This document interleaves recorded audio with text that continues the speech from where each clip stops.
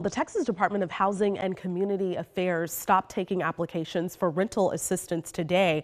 It originally planned to accept applications for 2 weeks to give out another $96 million in rent help, but it has all the requests that it can cover. And on the first day, 70,000 people applied, which is the most the program has ever seen in that span of time. Joining us to give us some insight in Texas is Ben Martin, and he is the research director with Texas Housers. So Ben, thanks again for being here. Your group really supports low-income Texans with finding an affordable home. We hear this data that I just gave. I'm sure that does not surprise you. About 70,000 people looking to receive assistance. Can you really just give us a snapshot of the need you're seeing for rent help in Texas? Yeah, absolutely. This doesn't surprise us at all. It's disappointing, but not surprising. There's incredible, extraordinary need for assistance from renters in the state of Texas right now. New research that just came out this week shows that for every 4 extremely low-income renter households, there's only 1 available affordable unit to them. So that's a deficit of 75% of what we need. For very low-income renters making about 50% area median income, there's less than 1 unit available for every 2 households looking for them. We've seen evictions rising throughout 2022 and into 2023. Renters are really experiencing a crisis right now. Okay, and you talk about this crisis. What's the driving force behind this need? You know, we're seeing a lot of companies are still hiring, but it seems like a lot of people are being evicted. A lot of people can't really afford the rents in their area. So what's the driving force behind that? Yeah, that's exactly right, is that wages are not keeping up with rents.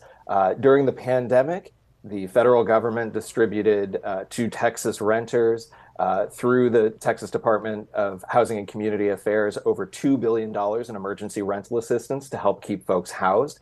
The courts and local governments also put in place other protections to keep tenants housed. But over the course of 2022 and into 2023, those protections went away, those funds dried up. And rents just kept on rising. So there's really a pinch on renters right now.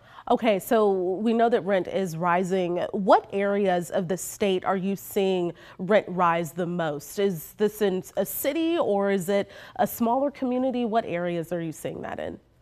Rents are rising across the state, but there are some really hot urban markets, including Austin and Dallas specifically.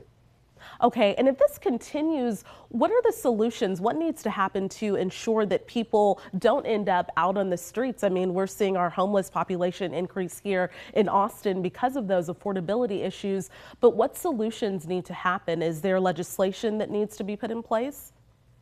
Well, right now, the state of Texas is figuring out what to do with over $32 billion in surplus budget.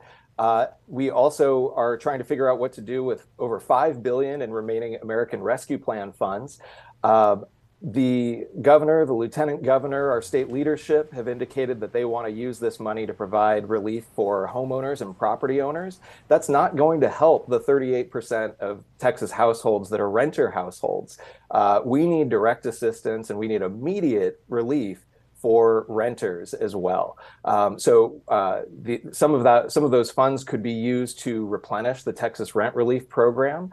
We also need to approach this problem upstream and ensure that we're producing units that are available and affordable for very low-income people. They are taxpayers. They are an important part of our communities. Okay, Ben Martin, thank you so much for your insight.